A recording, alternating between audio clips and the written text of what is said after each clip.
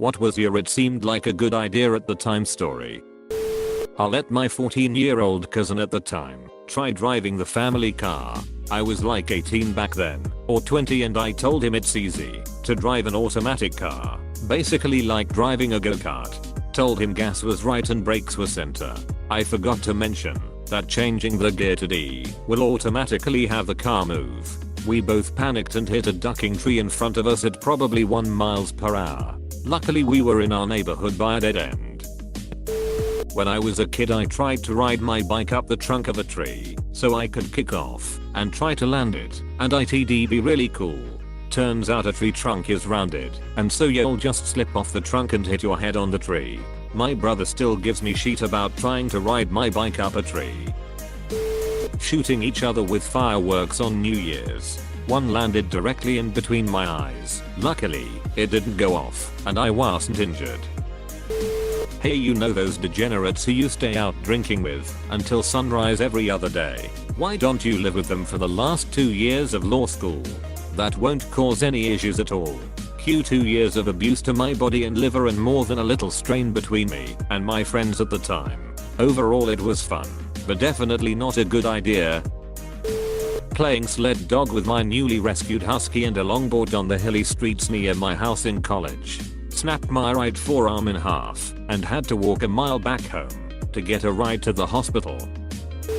I ran across the street with my eyes closed when I was 14. I didn't get hit by a car. However, I ran into a tree head first and cut my face and knee up. For all of you asking what my thought process was, it is as follows. Who am I kidding? I have no idea what I was thinking.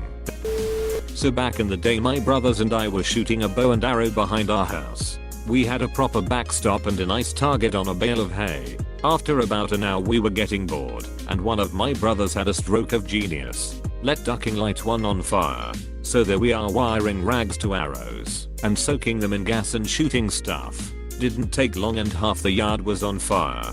We'd shot pretty much every flammable thing we could burn in the yard. Since we were running short on stuff to shoot, my brother decided to launch one in a 45 degrees arc over the woods behind the house. We all watched, saw laughing and giggling. When it hit the apex was when it dawned on us that this was in fact a really stupid ducking idea. All 6 of us sprinted off into the woods in the direction it'd been shot. Wasn't hard to find. It'd light an entire little meadow on fire. So we ran around stomping out fires for an hour. When we finally got the fire put out we were sitting by the creek and my oldest brother looks at us all and says, "Dad never hears a word about this."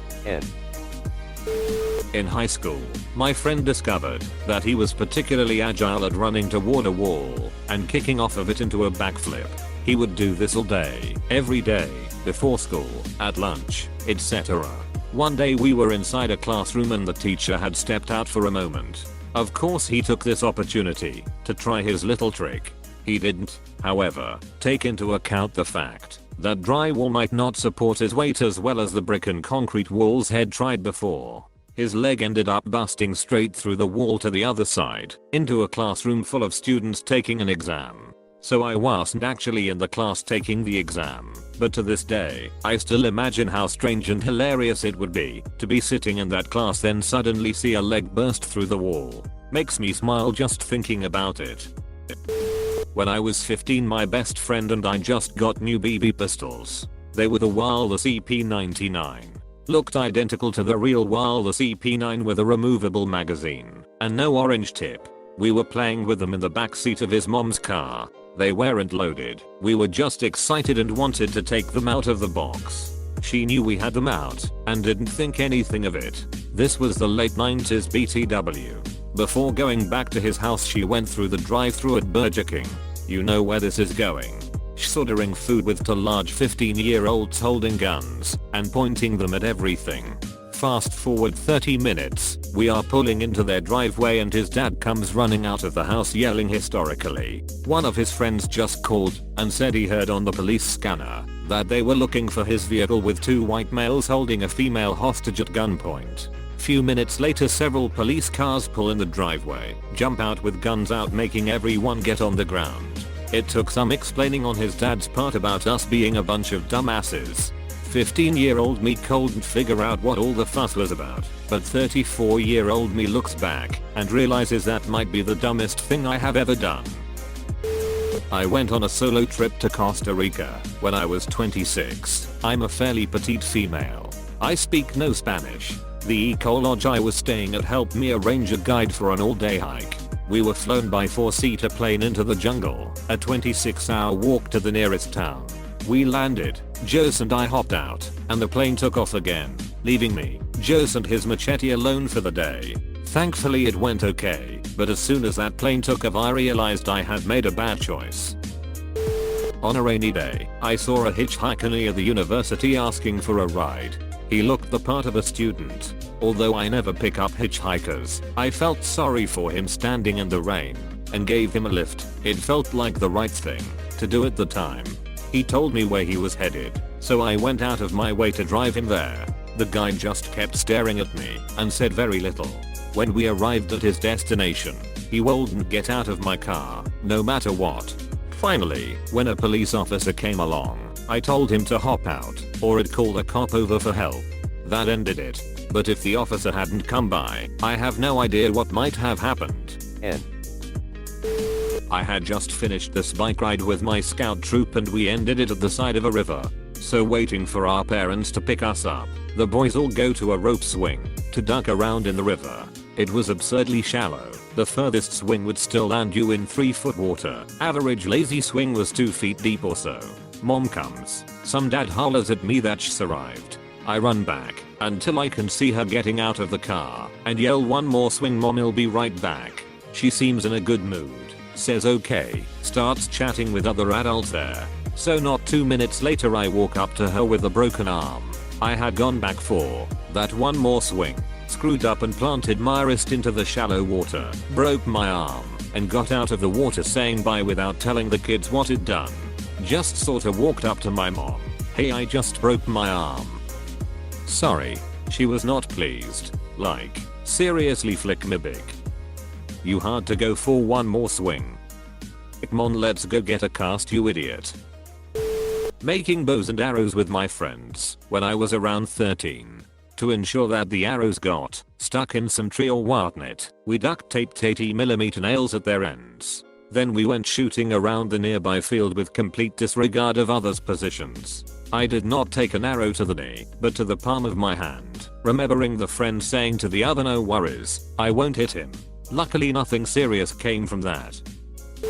When I was a teenager, my brother, cousin, and a couple of friends decided to try to steal a Coke vending machine by tipping it over into the back of a Ford Ranger pickup and take off. We were like, "Sheet, we'll just put it in our garage and have plenty of soda and we'll refill it." We had one of those keys for them. It was 2 in the morning and we're all wasted. This was mid-90s, mind you, and way out in the country. There was a little store with the machine. We backed up and my brother and I got it rocking back and forth and finally blam into the back of the truck. It lifted the front end of the truck off the ground, and as soon as it landed in the bed my buddy started hauling us, with me trying to jump into the bed with the vending machine and my brother hopped on the back of the vending machine riding it like a majestic horse. But we forgot to unplug it, and for some reason it was just enough that it pulled the machine out the truck with my brother on it and crashed to the ground. We were young, dumb, and bored as hell, but it made perfect sense to me.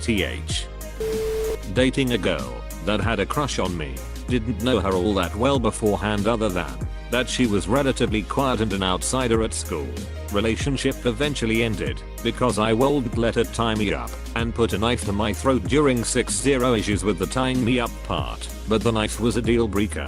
She did a presentation that compared some hentai sheet to the Bible in our religious instruction class a few weeks after we broke up. The teacher actually let her show a few minutes of a hentai movie before intervening. I practiced my golf swing while standing on my bed. It was raining outside. I managed to take out 2 lights with the first swing, the bedside lamp and the overhead light. That one crashed down on my head. Broken glass everywhere. My little brother and I found a #10 can full of matchbooks. We decided to light a couple matches for fun. Zach, my brother, got burnt and dropped a match and it fell right in between 2 boards on our back deck. We kept lighting them and dropping them down under the deck until we smelled smoke. Then we filled my dad's dress shoes with water from the pool to put out the fire. Didn't work. We were 7 and 8 at the time. One summer same brother and I put up a 2-man tent next to the pool.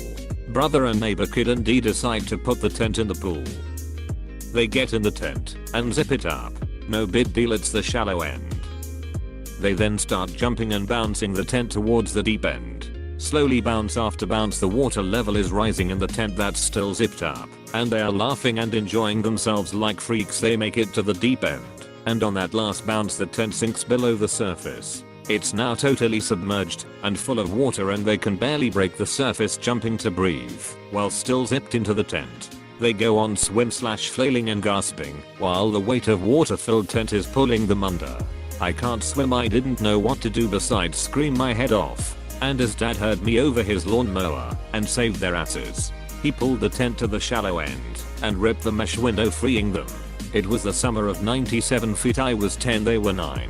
My mom was sleeping. Okay, last one. My same brother was swinging a metal mop in circles close to the ground around himself like he was a one-arm clock. He did this for over an hour. He got very sweaty and the dish soap Palmolive he used as hair gel was running into his eyes, leaving him disoriented from spinning and blind from soap.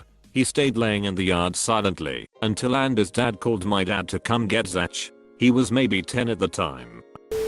Summer camp one year, everyone was getting in barrels to roll down this giant hill. It seemed like tons of fun, so I hopped in one and down I went. Well, the whole time it felt like I was being beaten up by the ground, and I was bruised pretty much from head to toe with a few cuts and scrapes too. Being a young teen, I of course had to act tough and like it was awesome, but it really was not awesome. I thought I was maybe just a wimp or did it wrong, but looking back it definitely seems it was a dare type thing. Everyone wanted to prove they were tough enough for. I'm guessing many more than just me had the thought of, well, that wasn't fun. At a bachelor's party last year, we rented a small house in a small town in the middle of nowhere.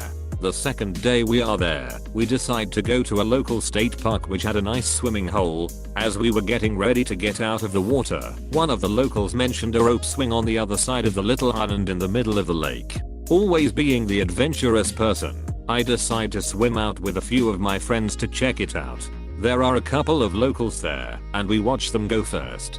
It is a pretty high swing off a decent drop and the water looks to get pretty deep pretty quick. At this point I should mention that I'm about 6'3" and 250 plus pounds at this point in my life. I should also mention that I have very little upper body strength. I've been a cyclist and runner most of my life and rarely worked out my upper body. I take the rope swing, go to one of the highest points I could, and launch off. As the swing hits the lowest point, my hand slipped just a bit, but it's enough for me to react by dropping my knees just a bit. As this happens, my feet hit the ground. As that happens, my hands let go of the rope. My left knee smashes into the water's edge, which is much rockier than anticipated. My hands plunge into the water, which is also much rockier than I anticipated. I coast out into the water on my belly and float for a few seconds before regaining my composure and slowly swimming back into shore. My leg is bleeding, and my right hand hurts like hell. We go to a local urgent care. Long story short, I ended up with 12 staples in my left knee to close a gash from the rocks. I had x-rays on my hand after the weekend and found out that I essentially shattered my right middle finger. I ended up needing surgery and now have 3 screws in that finger. It has most of its functionality, but it does hurt like hell from time to time. But damn if that rope swing didn't look like a good time.